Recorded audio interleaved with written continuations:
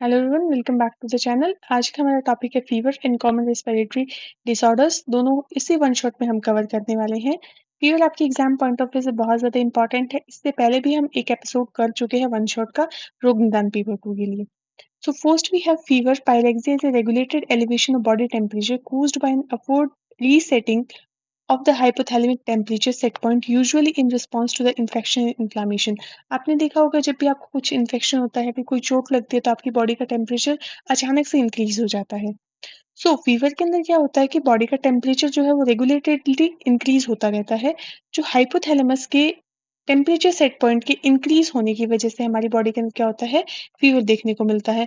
Hypothalamus का जो temperature set point है अगर वो इंक्रीज होगा, सो उसी के साथ में हमारी बॉडी का टेम्परेचर भी इंक्रीज हो जाता है। ओके, सो इसके जो कॉजेटिव फैक्टर्स हैं, जो ईटियोलॉजिकल फैक्टर्स हैं, विच आर कुछ इन्फेक्शियस हो सकते हैं, नॉन इन्फेक्शियस हो सकते हैं। इन्फेक्शियस के अंदर आपको पता है infectious agents like bacteria, virus, fungus या फिर कोई भी पैरासाइट। नॉन इन्फेक्शन के अंदर भी है द इन्फ्लामेटरी या फिर auto immune disease, malignancy, tissue injury, certain drugs या फिर थ्रोम्बो एम्बोलिक डिसऑर्डर्स। मीन्स इसके अंदर से कुछ भी हो सकता है नॉन इन्फेक्शन के अंदर। इन्फेक्शियस जो एक दूसरे से फैल रहे हैं, नॉन इन्फेक्शियस जो एक दूसरे में नहीं फैलते हैं। ओके, तो उसके बाद में हमारे पास आता है इसका पैथोजेनेसिस। मीन्स संप्राप्ति, कैसे फीवर अकर होता है। Exogenous pyrogens. पायरोजेंस बेसिकली जो टेम्परेचर के लिए इंक्रीज करने के लिए जो भी एजेंट यूज किया जाता है वो पायरोजेंस होते हैं। एक्सोजीनस पायरोजेंस लाइक कोई भी वायरस हो गया, बैक्टीरिया हो गया, वो आपकी बॉडी के अंदर इन्वेड करेगा। और फिर उसके बाद में क्या होता है, लाइक बैक्टीरिया या फिर माइक्रोब के प्रोडक्ट्स बॉडी में एंटर करते हैं। उसके बाद में आपको क्या देखने को मिलता है, endogenous pyrogens. Means exogenous pyrogens जो है वो इम्यून सेल को स्टिमुलेट करते हैं, जिसकी वजह से आपके जो मैक्रोफेजेस है या फिर मोनोसाइट्स है, मैक्रोफेजेस है या फिर मोनोसाइट्स है, वो एक्टिवेट होती हैं और कुछ साइटोकाइनेंस रिलीज करती हैं, लाइक IL-1, IL-6। उसके बाद में हमारे पास क्या होता है, इन सबको जो हमारे पास ये जो इन्होंने सर्टेन मोनोसाइट्स ने या फिर आपके मैक्रोफेजेस ने जो सर्टेन साइटोकाइनेंस रिलीज किए हैं, इनको हम क्या बोलते हैं, एंडोजीनस पायरोजेंस। ओके, हाइपो उसके बाद में क्या होगा, हाइपोथैलेमिक एक्शन। हाइपोथैलेमिक एक्शन के अंदर ये साइटोकाइनेंस जो है बच्चों, ये कहाँ पे जाते हैं, आपके हाइपोथैलेमस के पास जाते हैं और वहां पे एक्ट करते हैं। ठीक है, और हाइपोथैलेमस के अंदर क्या होता है, प्रोस्टाग्लैंडिन E2। क्या होता है, प्रोस्टाग्लैंडिन E2 का प्रोडक्शन जो है वो इंक्रीज होने लग जाता है। प्रोस्टाग्लैंडिन E2 है वो की मीडिएटर होता है फीवर के लिए। ओके, लास्ट में क्या होता है, जो आपका टेम्परेचर सेट पॉइंट है हाइपोथैलेमस का, उससे टेम्परेचर इंक्रीज होने लग जाता है। लाइक 37 डिग्री आपने नॉर्मल बॉडी का टेम्परेचर मेंटेन कर रखा है, लेकिन इन पायरोजेंस की वजह से, प्रोस्टाग्लैंडिन के एक्टिवेट होने की वजह से 39 डिग्री सेल्सियस में टेम्परेचर रीच हो चुका है, जिसकी वजह से बॉडी के अंदर क्या होगा कि हीट कंजर्वेशन मैकेनिज्म स्टार्ट होगा।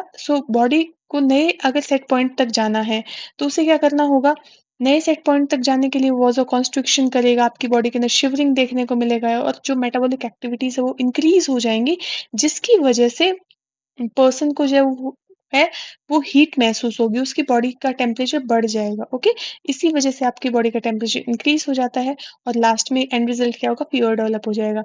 जो हमारे एक्सोजेनस पायरोजेंस थे उन्होंने एंटर किया एंड्रोजीनस पायरोजेंस के अंदर, एक्सोजीनस बाहर से गए तो एंडोजीनस हो गए, उसके बाद में साइटोकाइनिन रिलीज हुआ जो हाइपोथैलेमस के बाद में गया, हाइपोथैलेमस ने हमारे पास E2 को रिलीज किया, जो हमारा सेट पॉइंट था टेम्परेचर को वो इंक्रीज हुआ और आपको हीट कंजर्वेशन हुआ, बॉडी के अंदर हीट प्रोडक्शन होता है और फीवर डेवलप हो जाता है। ये था हमारा इसका जनरल मैकेनिज्म। इंपॉर्टेंट है, देखो यहाँ पे लिखा भी है मैंने कि जो micro organism and their products act as exogenous pyrogens.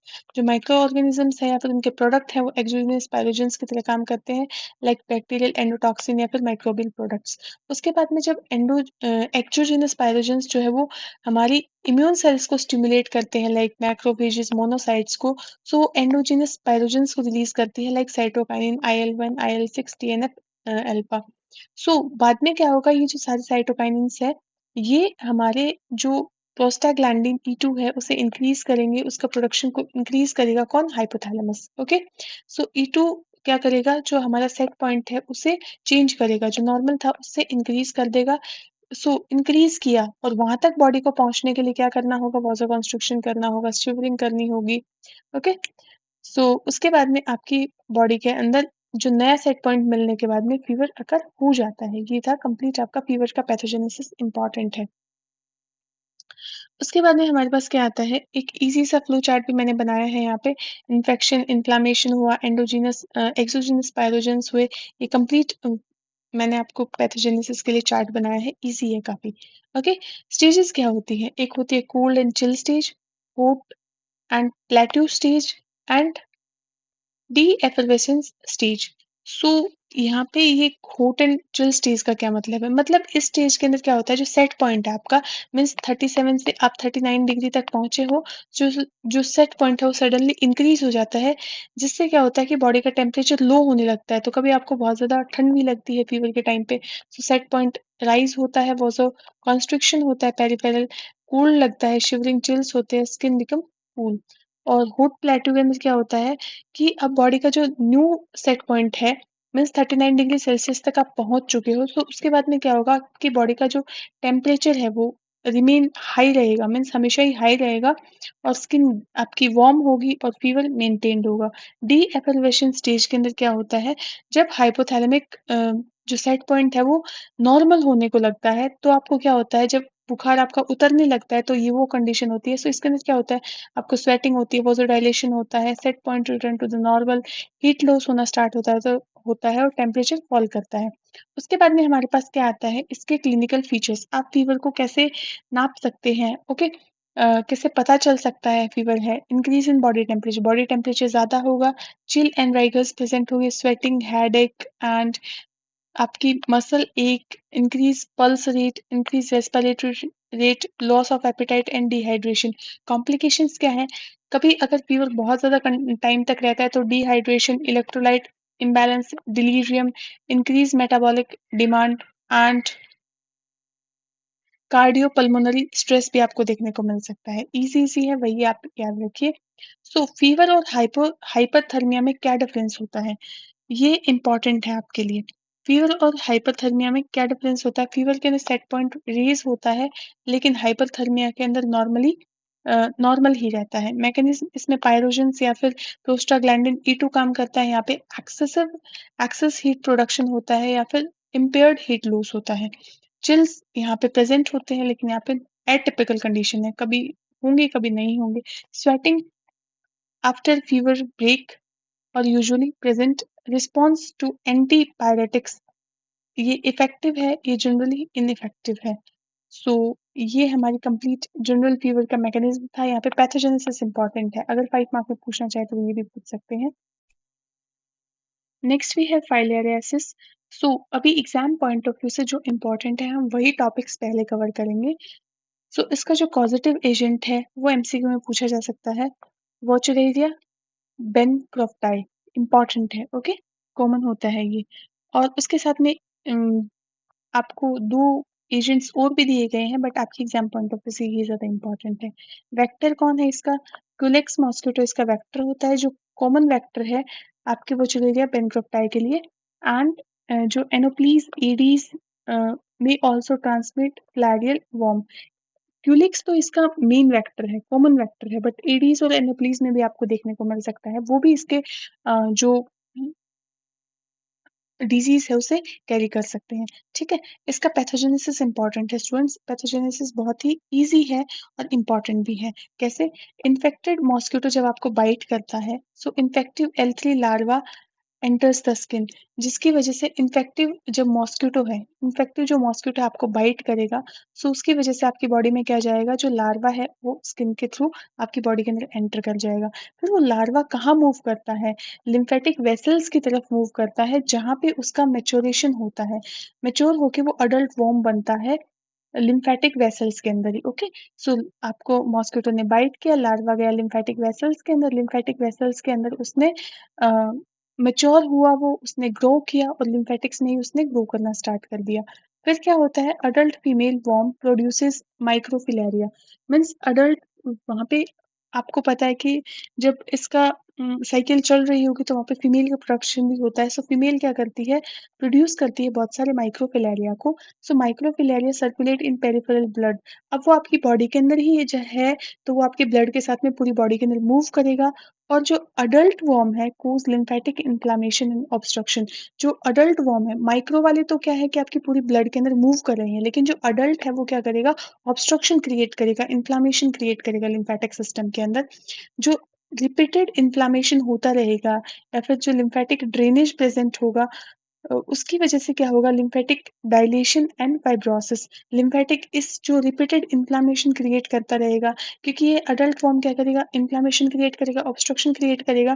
सो इस इन्फ्लामेशन की वजह से आपका लिम्फेटिक सिस्टम जो है डैमेज होना स्टार्ट हो जाएगा, वहाँ पे डायलेशन होना स्टार्ट हो जाएगा, वहाँ पे फाइब्रोसिस होना स्टार्ट हो जाएगा। ओके, क्रोनिक लिम्फेटिक ऑब्स्ट्रक्शन के अंदर क्या होता है, इम्फोडिमा एंड एलिफेंटियासिस। ऑब्स्ट्रक्शन हुआ, वहाँ पे अडीमा की कंडीशन प्रेजेंट हुई और एलिफेंटियासिस डिजीज आपको देखने को मिलती है।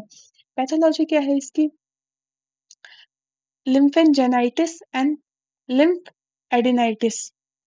सो इसके अंदर आपको लिम्फेटिक वेसल्स के अंदर आपको इन्फ्लामेशन देखने को मिलती है, डायलेशन देखने को मिलता है, फाइब्रोसिस देखने को मिलता है एंड क्रोनिक लिम्फोडिमा। और लिम्फ के अंदर chronic lymph oedema means oedema condition भी प्रेजेंट रहती है and thickening and fibrosis of skin and subcutaneous tissue in advance disease elephantiasis की कंडीशन क्रिएट होती है। उसके बाद में इसके क्लिनिकल फीचर्स आते हैं। ओफन एसिम्प्टोमेटिक इनिशियली, इनिशियली क्या आती है, इसके कोई सिम्टम्स आपको नहीं देखने को मिलते, नॉर्मल फीवर मिलेगा, पेन मिल सकता है, पेनफुल लिम्फ नोड्स एंड हमारे पास lymphoma and hydrocele and chronic elephantiasis of leg, scrotum and the other sides. उसके बाद में आप उसके बाद में हमारे पास इसकी कॉम्प्लिकेशंस है। We have the elephantiasis, hydrocele, recurrent bacterial infection and permanent lymphatic damage and disability and disfigurement. Diagnosis आप कैसे कर सकते हो, आप पेरिफेरल ब्लड के अंदर आपको माइक्रो फिलेरिया मिलेंगे एंड एंटीजन डिटेक्शन टेस्ट करा सकते हो, अल्ट्रासाउंड भी करा सकते हो आप। अगर अडल्ट फॉर्म का वहाँ पे आपको इंडिकेशंस मिल जाते हैं अल्ट्रासाउंड के हेल्प से। प्रिवेंशंस क्या है, जहाँ पे मॉस्किटो है उनको आपको कंट्रोल करना है, आपको बेड के साइड में नेट वगैरह का यूज करना है, और जो मॉस्किटो कंट्रोलर है वो आपको यूज करने हैं। Mass drug administration in the endemic area, जहाँ पे भी बहुत सारे मॉस्किटो है, सो वहाँ पे आपने क्या कराना है, ड्रग का स्प्रे करवाना है। नेक्स्ट हमारे पास आता है मलेरिया। मलेरिया इंपॉर्टेंट है एग्जाम पॉइंट ऑफ व्यू से। इसके पॉजिटिव एजेंट हमारे पास प्लाज्मोडियम फाल्सीपैरम, वाइवैक्स, मलेरिया, ओवेल, ये सब आपको देखने को मिलते हैं। ओके, सो इसके जो वेक्टर है वो फीमेल एनोप्लीज मॉस्किटो है और इसका वेक्टर कौन था, क्यूलेक्स मॉस्किटो। ओके, एफएक्स से याद रखना। ओके, एफएक्स से याद रखना कि फिलेरिया के अंदर हमारे पास क्यूलेक्स आता है और मलेरिया ए से हमारे पास कौन आता है, एनोप्लीज मॉस्किटो, फीमेल एनोप्लीज मॉस्किटो। इसकी पैथोजेनेसिस क्या है, इसकी पैथोजेनेसिस कंप्लीट आपकी ह्यूमन के अंदर ही चलती है जैसे उसकी थी। वो लिम्फेटिक वेसल्स पे ज्यादा डोमिनेट करता था, ये कहाँ करता है, आइए जानते हैं। सी, इन्फेक्टेड मॉस्किटो बाइट, अगर आपको कोई भी मॉस्किटो ने बाइट किया, उसके बाद में जो इन्फेक्टेड मॉस्किटो है अगर उसने बाइट किया तो स्पोरोजोइट आपकी ब्लड स्ट्रीम में चले जाते हैं। स्पोरोजोइट ब्लड स्ट्रीम में गए, ये आपने 12th स्टैंडर्ड में भी पढ़ा है, इसलिए आपके लिए आसान है जानना। स्पोरोजोइट जब ब्लड स्ट्रीम में चले गए, ब्लड स्ट्रीम से कहाँ जाएंगे, वो लीवर के अंदर जाएंगे। ओके, वहाँ पे वो लीवर के अंदर जो आपकी हिपैटिक सेल्स है, हिपैटोसाइट्स प्रेजेंट है, वहाँ पे मल्टीप्लाई करेंगे और हिपैटिक सिंजोइड्स बना देंगे। ओके, सिजनोट्स बनाने के बाद में लीवर सेल के अंदर से रप्चर होगा, लीवर सेल का रप्चर होगा मीन्स लीवर सेल फटेगी और जो आपके मीरोजोइट्स हैं वो ब्लड स्ट्रीम में वापस मूव करेंगे। फिर मीरोजोइट्स ब्लड स्ट्रीम में आ गए सो वो आरबीसी के अंदर मूव करेंगे और आरबीसी के अंदर रिंग फॉर्म बनेगा, रिंग फॉर्म ट्रोपोजोइट एंड साइजोजोइट। फिर आरबीसी रप्चर करेगी जो मीरोजोइट को रिलीज करती है और इन्फ्लामेटरी मीडिएटर और इन्फ्लामेटरी रिएक्शंस भी आपके आरबीसी के रप्चर होने के बाद में स्टार्ट होते हैं। ओके, जैसे ही आपकी आरबीसी रप्चर करेगी वैसे ही सारे इन्फ्लामेटरी सब्सटेंस बाहर आ जाते हैं। सो वहाँ पे इन्फ्लामेटरी रिएक्शंस होने स्टार्ट हो जाते हैं, ट्रोपोजोइट, साइजोजोइट और यहाँ पे कौन है, मीरोजोइट। फिर ruptured RBC produces periodic fever. So rupture RBC की वजह से पीरियोडिक फीवर देखने को मिलेगा, चिल्स देखने को मिलेगा, अनीमिया देखने को मिलेगा। And some parasites differentiate into gametocyte. जो आपके मॉस्किटो थे वो कुछ गेमेटोसाइट में भी डिफरेंशिएट होते हैं।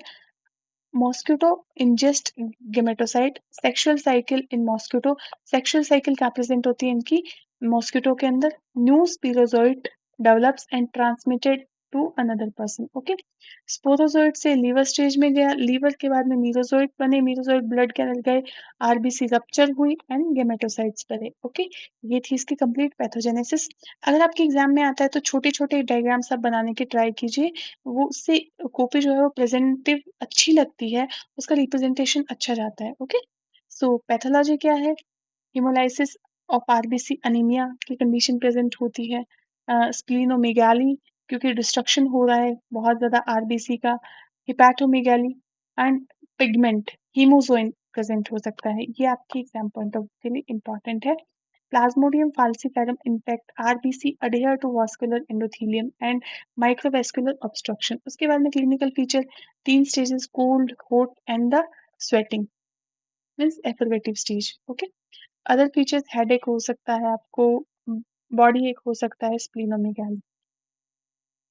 कॉम्प्लिकेशंस स्पेशली जो प्लाज्मोडियम फाल्सिफेरम के अंदर देखने को मिलती है, cerebral malaria, severe anemia, hypoglycemia, acute kidney injury, jaundice, pulmonary edema, shock and death if untreated।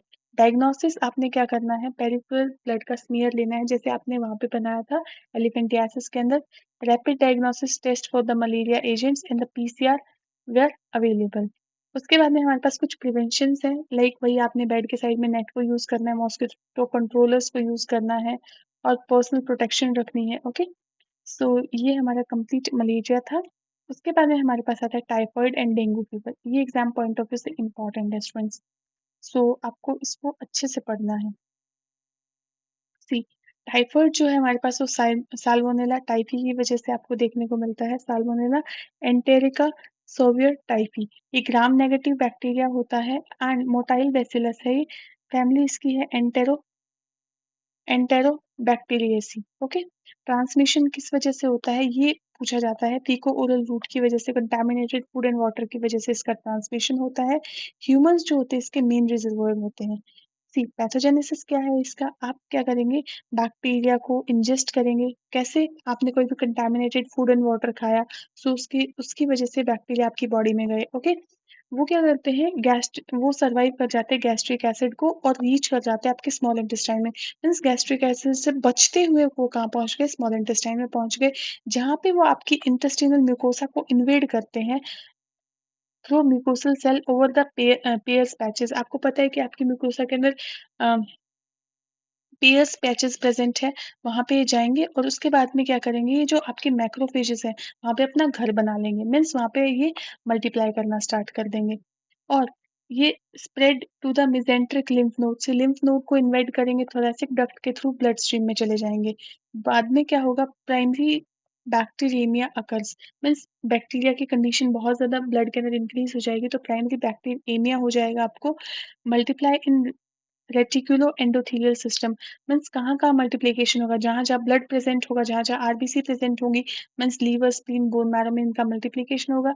Secondary bacteraemia means जब आपको प्राइमरी बैक्टीरियमिया हुआ, अब आपको सेकेंडरी बैक्टीरियमिया, बैक्टीरिया का ज्यादा अटैक होगा आपकी बॉडी के अंदर, तो आपको फीवर या फिर सिस्टमिक सिम्टम्स आपको देखने को मिल सकते हैं।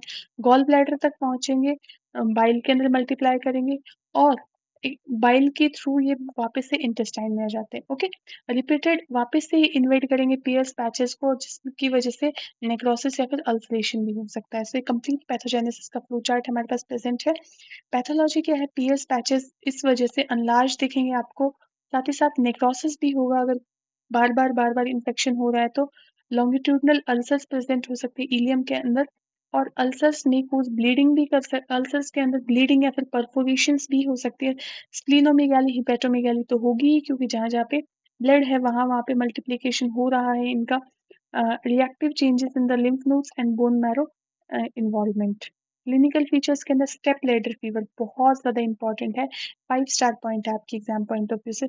Step ladder fever, typhoid. Okay, typhoid step ladder fever होता है इसके नेट ऐसे याद रखना। सो स्टेप लेडर फीवर के बाद में headache, weakness, abdominal discomfort, diarrhoea, constipation and ये भी बहुत ज़्यादा इम्पोर्टेंट है। टाइफाइड के अंदर आपको स्टेप लेटर फीवर के साथ में रोज स्पॉट्स दिखेंगे। कहाँ पे? ट्रंक पे। टी से टाइफाइड, टी से ट्रंक पे रोज स्पॉट्स आपको याद रखने। कॉम्प्लिकेशंस क्या हो सकते हैं? इंटेस्टाइनल हिमोरेज हो सकता है, परफोरेशंस हो सकता है, इंसेफेलोपैथी, रिलैप्स मीन्स फीवर का बार बार आना, chronic carrier site like the gall bladder का के अंदर बहुत ज़्यादा कॉलोनी फॉर्मेशन हो सकता है। डायग्नोसिस कैसे करेंगे? आप ब्लड कल्चर कराएंगे, स्टूल या फिर यूरिन कल्चर कराना है, और विडाल टेस्ट, ये भी एग्जाम पॉइंट ऑफ व्यू से बहुत ज़्यादा इंपॉर्टेंट है। प्रिवेंशन, आपने सेफ वाटर वगैरह यूज़ करना है, प्रॉपर सैनिटेशन का यूज़ करना है, फूड हाइजीन रखनी है। ओके, उसके बाद में हमारे पास आता है डेंगू फीवर, जो कि वायरस डेंगू इसका पॉजिटिव एजेंट है।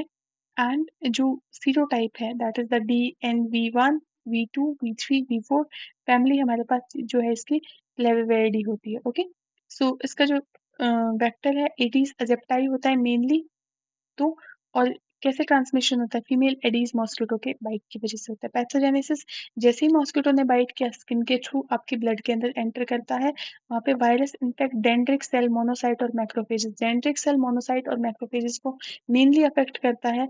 वायरस जब स्प्रेड होगा आपकी बॉडी के अंदर तो वायरल एमिया मीन्स ब्लड के अंदर वायरस बहुत ज्यादा होगा, जिसकी वजह से इम्यून रिस्पॉन्स है वो आपका immune response cytokinins, inflammatory mediators and endothelial dysfunction की वजह से क्या होगा कि वस्कुलर परमेबिलिटी बढ़ जाएगी, जिसकी वजह से प्लाज्मा लीकेज होगा और जो हीमो कंसंट्रेशन है और अडीमा आपको देखने को मिलेगा। प्लाज्मा लीकेज की वजह से क्या देखने को मिलेगा? अडीमा देखने को मिलेगा, प्लेटलेट्स का डिस्ट्रक्शन और सप्रेशन एंड कोगुलेशन एबनॉर्मलिटीज, जिसकी वजह से क्या होगा? अगर प्लेटलेट, डेंगू का यही तो मेन फीचर है, प्लेटलेट्स का डिस्ट्रक्शन होगा तो ब्लीडिंग बहुत ज्यादा होगी और सीवियर प्लाज्मा लीकेज के अंदर हाइपोवोलेमिक शॉक की कंडीशन में भी जा सकते हो आप। और second infection with the different serotype, क्योंकि वायरस है तो अपने जो टाइप्स है उसको चेंज करता रहता है, वेरिएंट्स को चेंज करता रहता है। So antibody dependent enhancement severe disease. Pathology क्या होगी? थ्रोम्बोसाइटोपिनिया मीन्स जो आपकी प्लेटलेट्स है वो आपको कम होंगी ब्लड के अंदर, and increase vascular permeability, plasma leakage होगा, अडीमा होगा, एंड पेटैकी मीन्स आपको ये स्पॉट्स आपको देखने को मिलेंगे, and mucosal haemorrhage, oedema and liver hepatocellular injury. Severe cases में शॉक भी हो सकता है, फिर मल्टी ऑर्गन डिस्फंक्शन भी हो सकता है। कंप्लीट हमने पैथोजेनेसिस का चार्ट बनाया है, आपने भी इसी चार्ट के रूप में बना के आना है। क्लिनिकल फीचर्स में फिब्रिल फेज आता है, जिसके अंदर फिब्रिल फेज के अंदर क्या होता है? फ्रेजाइल टाइप का फेज है, जिसके अंदर सडन फीवर आएगा, सडन हेडेक होगा, रेट्रो ऑर्बिटल पेन होगा। ये इंपॉर्टेंट है, रेट्रो ऑर्बिटल पेन मीन्स आपके जो आइस है उसके अंदर पेन होगा, रैशेस भी देखने को मिल सकते हैं। क्रिटिकल फेज के अंदर क्या होता है? plasma leakage, thrombocytopenia, risk of the shock and the bleeding. Recovery phase में reabsorption of the leak fluid and the improvement in the symptoms. Warning signs क्या क्या हो सकते हैं आपको? मीन्स ये जो आपके हैंड के अंदर आपको रेड स्पॉट्स देखने को मिलेंगे, तो ये पटाखे बहुत ज़्यादा इंपॉर्टेंट साइन है इसका। सो इसके अंदर आपको हिपैटोमेगाली, फ्लूइड एक्युमुलेशन और परसिस्टेंट वॉमिटिंग वार्निंग साइन है इसके। कॉम्प्लिकेशन में डेंगू शॉक हो सकता है, severe bleeding, liver injury, acute kidney injury तक आपको देखने को मिल सकती है, multiple organ failure. Diagnosis NS1 antigen early in the illness, RT-PCR viral RNA के लिए डिटेक्ट करने के लिए, IgM, IgG serology depending on the timing के बेसिस पे आप करवा सकते हो।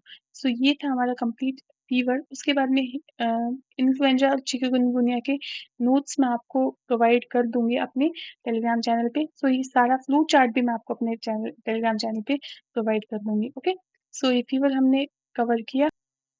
So now we have common respiratory diseases. First we have COPD, chronic obstructive pulmonary disease.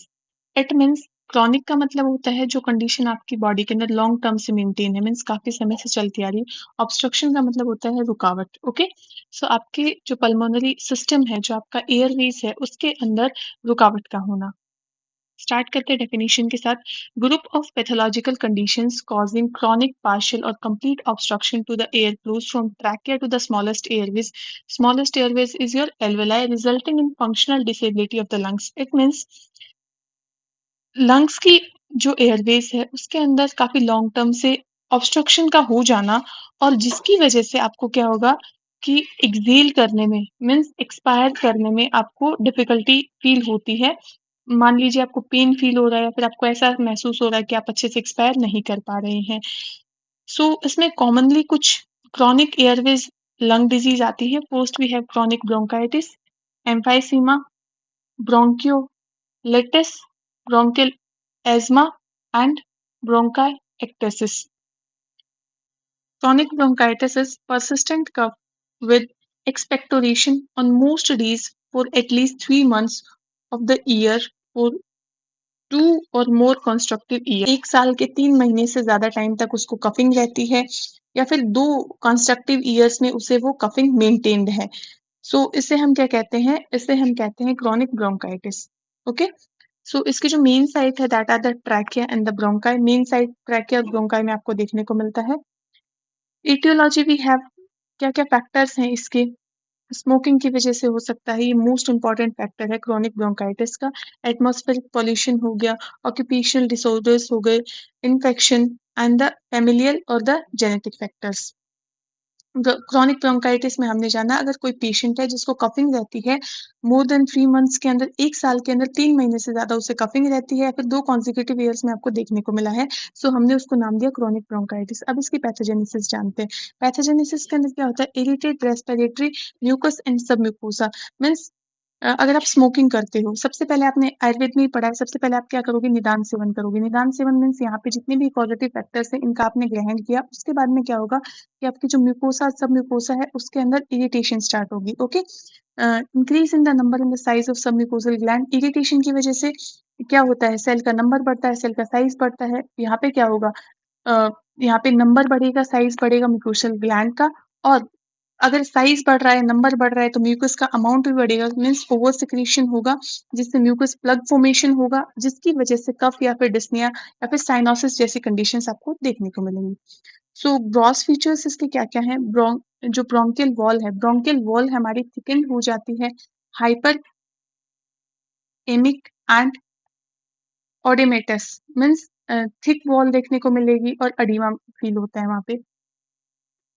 Lumina of bronchi, जो आपका ब्रोंकाई का जो ल्यूमन है उसके अंदर म्यूकस प्लग प्रेजेंट होता है। ओके, सो माइक्रोस्कोपी के अंदर आप देखेंगे कि इंक्रीज रीड इंडेक्स, जो आपका रीड इंडेक्स है वो इंक्रीज हुआ मिलेगा। जो नॉर्मल है वो 0.4 से कम रहता है, बट यहाँ पे क्या होगा कि रीड रीड इंडेक्स आपका मोर देन 0.4 हो जाएगा। सो अब हम जानते हैं कि ये रीड इंडेक्स होता क्या है, क्योंकि अगर आप कोई टर्मिनोलॉजी पढ़ रहे हो तो वो आपको आनी भी चाहिए। रीड इंडेक्स क्या होता है, एक पैथोलॉजिकल मेजरमेंट होता है। बेसिकली क्या होता है, एक प्रकार इंडेक्स आ गया तो क्या आएगा, ये मेजरमेंट होता है। अब ये मेजरमेंट किसका होता है, जो हमारा एक्सेस म्यूकस ग्लैंड है, मीन्स जो उसका साइज एनलार्ज हो चुका है। यहाँ पे हमने देखा था कि म्यूकस ग्लैंड का साइज इंक्रीज हो जाता है। सो जो साइज इंक्रीज हो चुका है उसी का हम मेजर करते हैं, that is the Reid index. Okay, so हमने जाना रीड इंडेक्स को। उसके बाद में हम जानते हैं second is increased goblet cell, means goblet cell का इंक्रीज हो जाना। And one is the squamous metaplasia and dysplasia. अब स्क्वेमस मेटाप्लेजिया और डिस्प्लेजिया क्या होता है, मेटाप्लेजिया के अंदर क्या होता है कि एक मेच्योर सेल होती है वो दूसरे मेच्योर सेल में कन्वर्ट होती रहती है, और जिसके कारण क्या होता है, ये आपको इंजरी वगैरह के केसेस में ज्यादा देखने को मिलता है। लेकिन डिस्प्लेजिया के अंदर क्या होता है कि एबनॉर्मल जो सेल है आपको देखने को मिलेंगी, जिसके कारण कैंसर हो सकता है। ओके, सो कैंसर वाली कंडीशन भी आपको यहाँ पे देखने को मिलेगी। And chronic inflammatory cell infiltrate. So next we have clinical features. यहाँ पे आपको कफ देखने को मिलता है और स्पूटम भी देखने को मिलता है। डिस्निया मीन्स आपको डिफिकल्टी इन ब्रीदिंग होगी। ब्लू ब्लॉटर बहुत ज्यादा इंपॉर्टेंट है यहाँ पे। ब्लू ब्लॉटर मीन्स साइनोसिस की कंडीशन प्रेजेंट है। रिकरेंट रेस्पिरेटरी इन्फेक्शन, बार बार आपको रेस्पिरेटरी इन्फेक्शन देखने को मिलेंगे। And features of right heart failure, ये ये दोनों ही कंडीशन यहाँ पे बहुत ज्यादा इंपॉर्टेंट है। ओके, जो राइट हार्ट फेलियर के फीचर्स है वो भी आपको यहाँ पे देखने को मिलते हैं। चेस्ट एक्सरे के अंदर आपको enlarge heart with prominent vessels, आपको हर्ट का एनलार्जमेंट देखने को मिलता है चेस्ट एक्सरे के अंदर। So now we have emphysema. Emphysema से आप काफी टाइम से फैमिलियर है, 11th क्लास में भी आपने पढ़ा था। सो एम्फाइसीमा के अंदर क्या होता है कि परमानेंट डायलेशन होता है, किसका, जो आपकी एयरवेज है मीन्स जो एयरवेज के अंदर भी कौन सा पार्ट जो आपके टर्मिनल ब्रोंक्यूल्स है और उसके बाद में जो आपकी एल्वेलाई है उनका परमानेंट डायलेशन होता है और परमानेंट डिस्ट्रक्शन हो जाता है वॉल्स का। आपने पढ़ा था उस टाइम पे कि जो एयर एक्सचेंज का एरिया है वो कम हो जाता है। अगर वॉल ही डिस्ट्रक्ट होगी तो एयर जो एक्सचेंज होगी ब्लड के साथ में जो O2 CO2 का एक्सचेंज है वो कम होगा। इसकी साइट हमारे पास एसिनस बेसिकली एल्वेलाई वाली साइट हमें देखने को मिलती है। इसका जो कॉमन फीचर है वो स्मोकिंग या फिर एयर पॉल्यूशन हो सकता है। नॉर्मली इसका पैथोजेनेसिस हम जानते हैं कि नॉर्मली एंटीट्रिप्सिन का काम क्या होता है? नॉर्मली एंटीट्रिप्सिन का काम होता है कि जो प्रोटीएज है और वो भी प्रोटीएज के अंदर भी इलास्टेज जो है उसको कंट्रोल करता है एंटीट्रिप्सिन। लेकिन अगर हमारे पास एम्फाइसीमा की कंडीशन आ गई तो अल्फा एंटीट्रिप्सिन क्या होगा? इनहिबिट होगा। ओके, इनहिबिट होगा। इनहिबिट होते ही इलास्टेज की एक्टिविटी बढ़ा देगा। इलास्टेज की एक्टिविटी बढ़ा देगा और जिससे क्या होगा कि जो लंग का जो टिश्यू है वो डिस्ट्रॉय होना स्टार्ट हो जाएगा। न्यूट्रोफिल इलास्टेज अगर इंक्रीज हो गया तो वो डिस्ट्रॉय करना स्टार्ट कर देगा। डिस्ट्रॉय करने के बाद में क्या होगा? आपका emphysema occurs due to imbalance between the proteases and anti proteases. Emphysema किस वजह से होता है? इम्बैलेंस होता है किस किस के बीच में? प्रोटीएजेस के बीच में और एंटी प्रोटीएजेस के बीच में, due to decrease activity of alpha antitrypsin और the increase activity of the elastase. This is the end result. ये क्या है? एंड रिजल्ट है आपकी पूरी पैथोजेनेसिस का। अब टाइप ऑफ एम्फाइसीमा के अंदर आपको क्या देखने को मिलता है? Sentry acinar. सेंट्री एसिनर जो है वो मोस्ट कॉमन टाइप है या फिर जो अपर लोब के अंदर प्रेजेंट होता है हैवी स्मोकर्स के अंदर देखने को मिलता है। पेन एसिनर्स के अंदर क्या होता है? एंटायर एसिनाई जो आपकी एनलार्ज होगी और लोअर जोन है उसके अंदर अल्फा 1 एंटीट्रिप्सिन की डेफिशिएंसी आपको देखने को मिलेगी। पैरासेप्टल के अंदर क्या होता है? अपर हाफ के अंदर ये देखने को मिलता है और ये कोज स्पॉन्टेनियस न्यूमोथोरेक्स इन यंग अडल्ट्स। ये न्यूमोथोरेक्स की कंडीशन क्रिएट करता है वो भी अडल्ट्स के अंदर। इरेगुलर इरेगुलर के अंदर यहाँ पे स्कैरिंग होगी, टिश्यू डैमेज होना स्टार्ट होगा और मोस्ट कॉमनली हिस्टोलॉजिकल टिश्यू को ज्यादा डैमेज करता है। ये 4 प्रकार का हमने देखा। माइक्रोस्कोपिक के अंदर क्या होगा? एसिनाई डिस्टेंट मिलेंगे, वॉल्स आपको स्ट्रेच या फिर थिन मिलेंगी एंड रप्चर एल्वेलाई वॉल आपको एल्वेलाई की जो वॉल्स है वो रप्चर्ड देखने को मिलती है और इन्फ्लामेशन जो होता है वो यूजुअली एब्सेंट होता है क्योंकि इतना एरिया बचा ही नहीं है कि वो इन्फ्लाम हो सके। ओके, क्लिनिकल फीचर्स में हमें क्या देखने को मिलता है? सीवियर डिस्निया देखने को मिलता है। बहुत ज्यादा डिफिकल्टी होती है ब्रीदिंग के अंदर। बैरल शेप या फिर जो हाइपर रेजोनेंट चेस्ट आपको देखने को मिलती है। ये बहुत ज्यादा इंपॉर्टेंट है, इसका ये फीचर बहुत ज्यादा इंपॉर्टेंट है। बैरल शेप चेस्ट आपको देखने को मिलती है and use of the accessory muscles for the respiration. Accessory muscles जो अभी आपकी हेल्पफुल मसल्स है लाइक एब्डोमिनल वगैरह का यहाँ पे यूज किया जाता है रेस्पिरेशन के अंदर। Cough with the scanty mucoid sputum और रिकरेंट रेस्पिरेटरी इन्फेक्शंस वो वहाँ पे ही प्रेजेंट था, यहाँ पे ही प्रेजेंट है। मीन्स कोरोनिक ब्रोंकाइटिस में भी प्रेजेंट है, यहाँ पे भी है। पिंक पफर ये बहुत ज्यादा इंपॉर्टेंट है। वहाँ पे हमने ब्लू ब्लॉटर्स पढ़ा था, यहाँ पे क्या है? पिंक पफर और कोर पल्मोनर मतलब मीन्स राइट हार्ट फेलियर आपको देखने को मिल सकता है। ओके, ये था हमारा एम्फाइसीमा। उसके बाद में हमारे पास आता है ब्रोंकाई एक्टेसिस। इसके अंदर क्या होता है? Abnormal and irreversible dilation of bronchi and bronchioles due to inflammatory weakening of bronchial walls. Means इसके अंदर क्या होता है कि जो आपकी ब्रोंकाई और ब्रोंकियल्स की जो ब्रोंकाई और ब्रोंकियल्स का इरिवर्सिबल डायलेशन हो जाता है। किस वजह से? क्योंकि आपकी जो ब्रोंकियल वॉल्स है वो इन्फ्लाम हो चुकी है या फिर उनका डिस्ट्रक्शन हो चुका है। ओके, ईटियोलॉजी इसकी क्या है? जो कॉजेज है हमारे पास endotracheal obstruction. Endotracheal obstruction means trachea के अंदर ऑब्स्ट्रक्शन देखने को मिल सकता है या फिर इन्फेक्शन या फिर इन्फ्लामेशन है। कंजेनाइटल हेरिडिटरी फैक्टर्स भी हो सकते हैं और यहाँ पे हमारे पास जो इम्पोर्टेंट है दैट इज द एलर्जिक ब्रोंकियोपल्मोनर। ये इम्पोर्टेंट है। उसके बाद में क्लिनिकल फीचर्स क्या आते हैं? परसिस्टेंट कफ मिलेगा आपको and copious foul smell. Means जो स्पूटम है उसके अंदर आपको बहुत ज्यादा फाउल स्मेल मिलती है।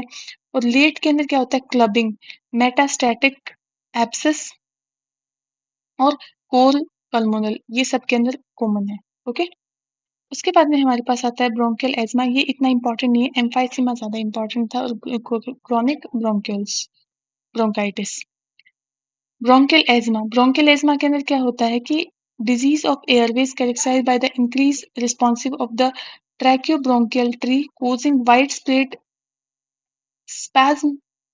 spasmodic narrowing of air passes revealed spontaneously or by therapy। अब इसके अंदर क्या होता है कि एज्मा के अंदर आपको एज्मा एक प्रकार की एलर्जी टाइप ऑफ डिजीज आपको देखने को मिलती है जिसके अंदर एयरवेज का हाइपर रिस्पॉन्सिव हो जाती है। जो आपकी एयरवेज है वो बहुत ही ज्यादा रिस्पॉन्सिव हो जाती है, मीन्स उसकी जो रिस्पॉन्स करने की कंडीशन है वो बहुत ज्यादा हो जाती है। जैसे मतलब कोई छोटा सा अगर आप ट्रिगर दोगे, मीन्स छोटा सा भी अगर इन्फेक्शन हुआ, सो या फिर ट्रिगर हुआ तो उसकी वजह से कॉन्स्ट्रक्शन या फिर नैरोइंग आपको देखने को मिलती है। सो इसके अंदर क्या होता है, episodic dyspnoea means episodic means कभी होगा कभी नहीं होगा ऐसी, और वीजिंग साउंड तो यहाँ पे बहुत ज्यादा कॉमन है। ये बहुत इंपॉर्टेंट साइन भी है, कफिंग और chest tightness and mucus production. So next we have sputum finding, से इम्पॉर्टेंट है आपके एमसीक्यू पॉइंट ऑफ व्यू से। First we have Curschmann spiral. So इसके अंदर क्या होता है कि जो म्यूकस है उसके आपको स्पाइरल प्लग्स देखने को मिलते हैं। Next we have Charcot Leydens. जो चारकोटिलेडन क्रिस्टल के अंदर क्या होता है कि इसके अंदर आपको एओसिनोफिल्स जो है वो ब्रेक डाउन होके as a product by product रूप में आपको देखने को मिलती है। क्रिरोला बॉडीज के अंदर क्या है, जो शेड एपिथेलियल सेल्स है वो आपको मिलती है, और न्यूमरस eosinophils, बहुत सारे आपको eosinophils देखने को मिलते हैं क्योंकि बेसिकली एलर्जिक रिएक्शंस है। Okay, clinical features we have cough and wheezing, ये इंपॉर्टेंट है इसलिए याद रखिए। एंड ये सिम्टम्स जो आपको अर्ली मॉर्निंग ज्यादा देखने को मिलते हैं। स्लीप डिस्टर्बेंस भी हो जाती है इस कंडीशन के अंदर। सो एक्सटेंसिव एंड इंट्रिंसिक एज्मा के अंदर क्या होता है, एक्सटेंसिव के अंदर आपको टाइप 1 हाइपर सेंसिटिविटी देखने को मिलती है और यहाँ पे नॉन इम्यून रिस्पॉन्स है। ओके, सो नेक्स्ट क्या है, एज चाइल्डहुड के अंदर, ये अडल्ट के अंदर फैमिली हिस्ट्री कॉमन है, usually absent atopy present and absent allergens यहाँ पे प्रेजेंट होते हैं, यहाँ पे नन ड्रग्स, यहाँ पे नन एंड कॉमनली एस्पिरिन इसके अंदर काम करता है। ओके, आईजी एलिवेटेड मिलता है, इसके अंदर नॉर्मल रहता है। नेजल या फिर क्रॉनिक ब्रोंकाइटिस, नेजल पॉलिप्स या फिर क्रॉनिक ब्रोंकाइटिस यहाँ पे एब्सेंट, यहाँ पे प्रेजेंट रहता है। उसके बाद में हमारे पास आता है स्मॉल एयरवेज डिजीज। ओके, अगर हम इसको याद रखें तो कैसे याद रख सकते हैं, एक्सट्रिंसिक के अंदर क्या होता है, एक्सटर्नल एलर्जीज देखने को मिलती हैं, एक्सटर्नल एलर्जीज देखने को मिलती है, और इसलिए क्या होता है, ये नॉन एलर्जिक होता है, ये नॉन एलर्जिक होता है। इससे आपको सारे पॉइंट्स याद रह जाएंगे। स्मॉल एयरवेज डिजीज के अंदर first we have the include bronchiolitis and bronchiolitis obliterans. So इसके अंदर दो आती है हमारे पास मेनली, ये आपको चिल्ड्रंस के अंदर या फिर एल्डर पर्सन के अंदर देखने को मिलती है। वायरल इन्फेक्शन या फिर टॉक्सिक गैसेस इन्फेक्शंस की वजह से, बैक्टीरियल फंगल इन्फेक्शंस की वजह से आपको ज़्यादा देखने को मिलती है। माइक्रोस्कोपी के अंदर क्या होता है, bronchiolar lumen narrowed by fibrous plug with inflammatory infiltrate and surrounding fibrosis. So इसके अंदर आपको माइक्रोस्कोपी के अंदर नैरो या फिर ऑक्यूलेटेड फाइब्रस प्लग्स देखने को मिलेंगे, इन्फ्लामेशंस देखने को मिलेंगी, न्यूमोनिया फाइब्रोसिस भी प्रेजेंट हो सकता है। ओके, ये था हमारा कंप्लीट सीओपीडी। ये 5-6 पॉइंट्स आपको अच्छे से याद रखने हैं। उसके बाद में हमारे पास आता है न्यूमोनिया। न्यूमोनिया क्या होता है, acute infection and inflammation of lung parenchyma mainly involving alveoli. Means ये आपका एक्यूट इन्फेक्शन होता है या फिर इन्फ्लामेशन होता है लंग पेरेन्काइमा का, जिसके अंदर मेनली एल्वेलाई वाला पार्ट आपका इन्वॉल्व रहता है। एटियोलॉजी की बात करें तो बैक्टीरियल हो सकता है, स्ट्रेप्टोकोकस निमोनिया की वजह से या फिर हीमोफिलस इन्फ्लुएंजा की वजह से। वायरल हो सकता है इन्फ्लुएंजा वायरस की वजह से, या फिर सार्स की वजह से, या फिर अडीनो वायरस की वजह से। अटिपिकल माइकोप्लाज्मा या फिर फंगल इन्फेक्शंस की वजह से भी आपको देखने को मिल सकता है। Aspiration of the gastric contents, ये इसके बेसिकली निदान है। पैथोजेनेसिस क्या होगा कि इन्फेक्शन आपका एल्वेलाई तक पहुंचेगा, वहां पे मल्टीप्लिकेशन होगा, जो भी इन्फेक्शियस एजेंट है उसका मल्टीप्लिकेशन होगा, जिसकी वजह से इन्फ्लेमेटरी रिस्पॉन्स देखने को मिलेगा। Exudation, consolidation, impaired gases exchange, जिस वजह से आपको गैसेस जो एक्सचेंज है वो इम्पेयर्ड देखने को मिलता है। ओके, सो पैथोलॉजी लोअर निमोनिया के अंदर क्या होता है, कंजेशन देखने को मिलता है। कंजेशन मीन्स जो आपके जो वस्कुलर कंटेंट्स हैं। वस्कुलर जो है आपको वेस्कुलराइजेशन जितना भी प्रेजेंट है उसके अंदर कंजेशन हो सकता है, जो भी आपके ब्लड वेसल्स वगैरह प्रेजेंट है, एयरवेज प्रेजेंट है उनके अंदर कंजेशन हो सकता है, अडीमा हो सकता है, या फिर बहुत कम आपको न्यूट्रोफिल्स भी देखने को मिल सकती हैं। रेड हेपेटिज्म मीन्स एल्वेलाई जो है आपकी आरबीसी के साथ में फिल्ड होंगी, न्यूट्रोफिल्स प्रेजेंट होंगे, फिर फिब्रिन एलिमेंट्स प्रेजेंट होंगे। ग्रे के अंदर क्या होता है, ग्रे के अंदर आरबीसी का ब्रेकडाउन होना स्टार्ट हो जाता है, और जो फिब्रिन है इन्फ्लेमेटरी सेल्स है वो परसिस्टेंट रहती है। रिजोल्यूशन के अंदर क्या है, exudate digested and removed by the macrophages. इसमें क्या होता है कि जो मैक्रोफेजेस हैं, जो लंग के जो मैक्रोफेजेस हैं वो इसे जो भी आपका एक्सुडेट है उसे डाइजेस्ट करके मीन्स आरबीसी ब्रेकडाउन वगैरह को डाइजेस्ट कर देती हैं, रिमूव कर देती हैं, जिसकी वजह से लंग्स वापस से नॉर्मल कंडीशन के अंदर आ जाते हैं। क्लिनिकल फीचर्स के अंदर आपको fever with the chill and the cough और स्पूटम के साथ देखने को मिलती है, and pleuritic chest pain, dyspnoea and tachypnoea आपको देखने को मिलता है। टैकिकार्डिया जैसी कंडीशन, साइनोसिस आपको सीवियर केसेस में देखने को मिलता है। इन्वेस्टिगेशन आप सीबीसी करवा सकते हैं, and chest x-ray, sputum means gram stain या फिर कल्चर। और पेशेंट्स क्या होती है, लंग एब्सेस देखने को मिल सकता है, pleural effusion, septicaemia, organisation of exudate and metastasis. ये सारी कंडीशंस आपके पास यहाँ पे मेंशन की गई हैं।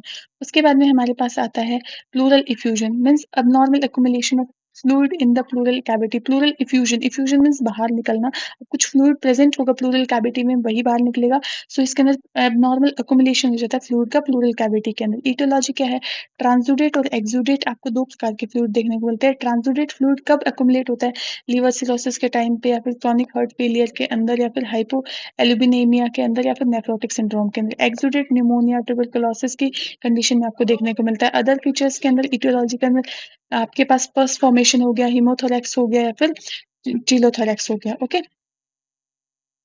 काइलोथोरैक्स, सो ये काइलोथोरैक्स की कंडीशन है, सो काइल का फॉर्मेशन हो गया। ओके, सो न्यूमोन सॉरी पैथोजेनेसिस के अंदर क्या होता है, इंक्रीज्ड हाइड्रोस्टैटिक प्रेशर।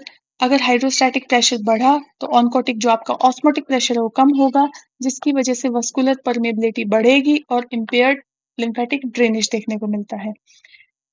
सो इसकी वजह से क्या होगा, फ्लूइड अकुमुलेट होगा प्लूरल कैविटी के अंदर और लंग क्या होंगे, कंप्रेस होंगे। पैथोलॉजी के अंदर क्या होता है, एक्सेस फ्लूइड प्रेजेंट रहता है पैराइटल और आपकी विस्टल प्लूरा के बीच में। फ्लूइड जो है क्लियर होता है, टर्बिड होता है, क्लियर भी हो सकता है, टर्बिड भी हो सकता है, फिर ब्लडी भी हो सकता है। क्रॉनिक केसेस के अंदर प्लूरल थिकनिंग या फिर एडिशंस देखने को मिलते हैं। लार्ज इफ्यूजन के अंदर कंप्रेशन भी देखने को मिल सकता है हर्ट लंग्स का। क्लिनिकल फीचर्स के अंदर dyspnoea, dry cough, chest heaviness. Sign के अंदर क्या होता है, स्टोनी डलनेस, और जो आपकी ब्रेथ साउंड है वो कम मिलेगी, और चेस्ट एक्सपेंशन भी कम होगा क्योंकि लंग का कंप्रेशन हो चुका है। इन्वेस्टिगेशन के अंदर चेस्ट एक्सरे, अल्ट्रासाउंड, और आप Light's criteria to differentiate between the exudate and transudate fluid.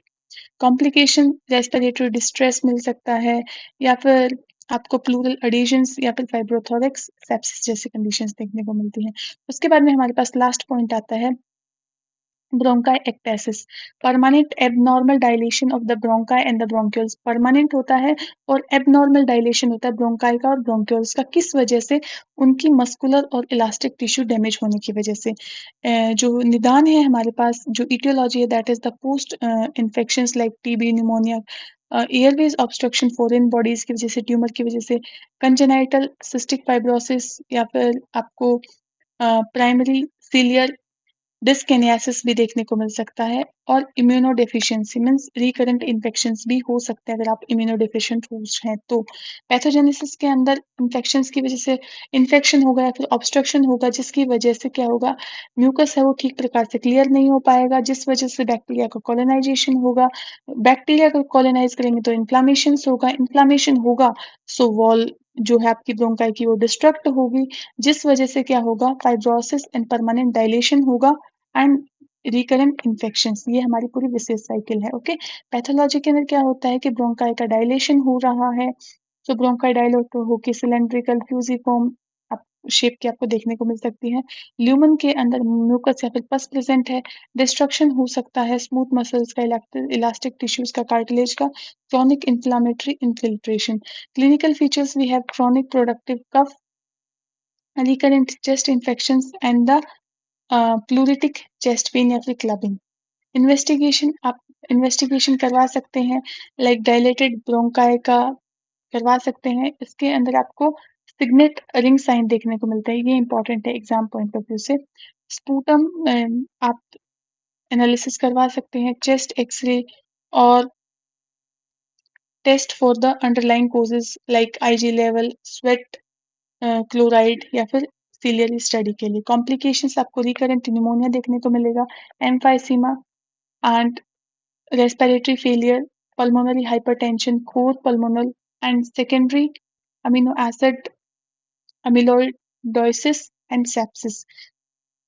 सो ये सारी कंडीशंस हैं यहाँ पे प्रेजेंट रहेंगी। देखो हमने कंप्लीट जो हमारी कॉमन लंग डिजीजेज हैं, रेस्पिरेटरी डिजीजेज हैं, उनको पढ़ा।